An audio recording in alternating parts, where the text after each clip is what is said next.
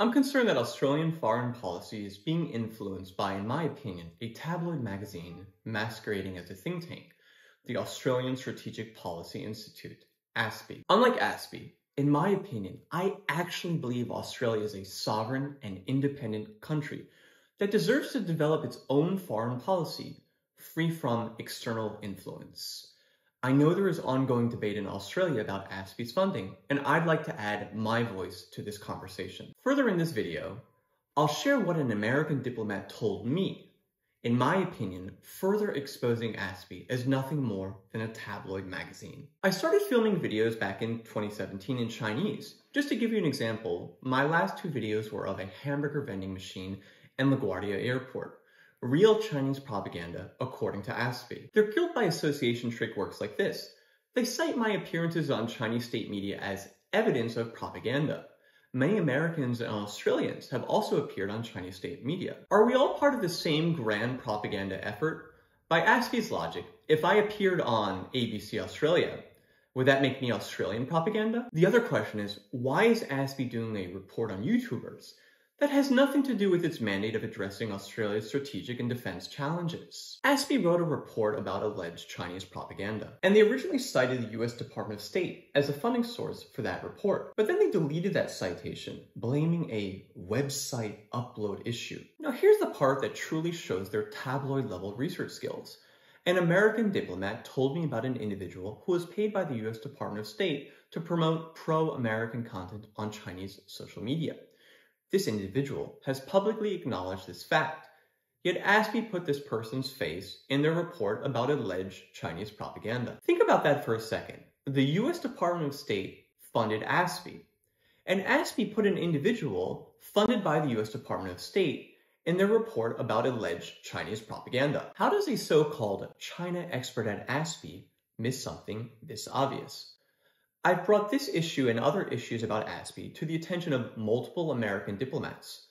I know some were privately sympathetic to my viewpoints about ASPI and the legality and constitutionality of the US government funding institutions that attack Americans. In my opinion, unlike ASPI, I firmly believe that Australia is a sovereign country that deserves its own voice in shaping its own foreign policy, free from outside influence. But let's be honest.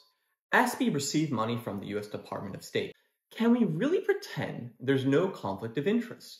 Do you think my government funded ASPI to help Australian foreign policy or America's? ASPI staff members previously participated in a conference call with the Global Engagement Center, a now disbanded unit of the US Department of State. This center was shut down because it was accused of aiding in censorship of Americans. On this call, ASPI and the disbanded Global Engagement Center seem to discuss strategies to collaborate. So again, I asked my friends in Australia, do you think the US government was trying to help Australia's foreign policy or America's? Australia and the United States are great friends. But as an American, I caution my friends in Australia from blindly following US leadership in foreign policy. Let's never forget America's war against Iraq. While researching ASPI, I found a very interesting tweet. A job description at ASPI. Enthusiasm and comfort with ambiguity and drawing sound inferences from incomplete information. To me, this sounds just like make stuff up. And honestly, that's just how I see ASPI's research. That same tweet also mentions an ASPI analyst who once claimed a WeChat payment QR code was something much more nefarious. Anyone with even the slightest knowledge about China knows that's completely bogus. Yet this person is considered an expert at ASPI. This shouldn't be surprising. At ASPI, in my opinion, making stuff up is part of the job description. Here's my opinion on how ASPI operates. 1. They publish clickbait reports that appear well-researched. 2. They get mainstream journalists to parrot their opinions. 3. They tell the American and Australian governments, we're effective, give us more money. This is ASPI's business strategy, in my opinion. My government has made the right decision to stop funding ASPI, and I hope that continues. I want to be on the record. I support government funding for objective research institutions that inform policymakers, absolutely 100%.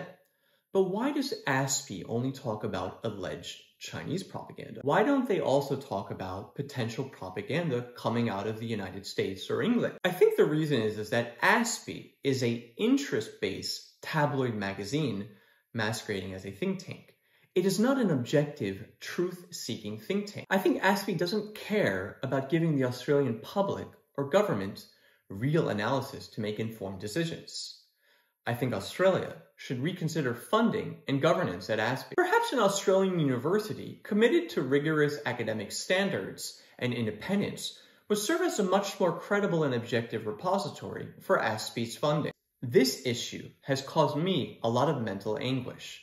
I hope that one day ASPI can do the right thing and retract this report that I believe really defamed me. Thank you for listening.